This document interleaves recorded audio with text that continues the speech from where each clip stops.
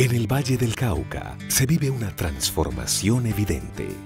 A través de la alianza empresarial de Fundación Bavaria, Fundación Smurfit Cartón de Colombia, Ecopetrol, Fundación Propal y Argos, se desarrollan proyectos para el fortalecimiento comunitario.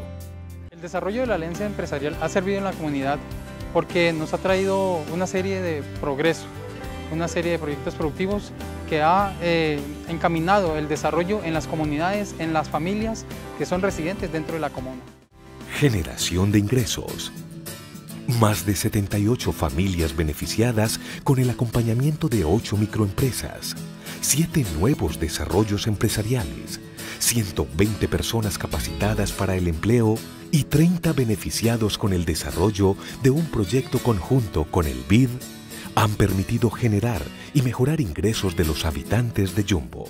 Uso del tiempo libre y comunicaciones comunitarias.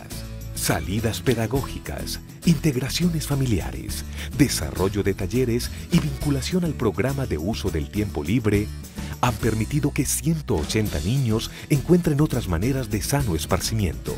Acá le enseñan a uno a sumar, restar, a leer. Podemos todos saber distintas cosas que nos ayudan para nosotros así en el futuro. De esta manera, integrando a los distintos actores comunitarios, logramos desarrollar en la Comuna 1 de Yumbo otras opciones de vida para su población más vulnerable.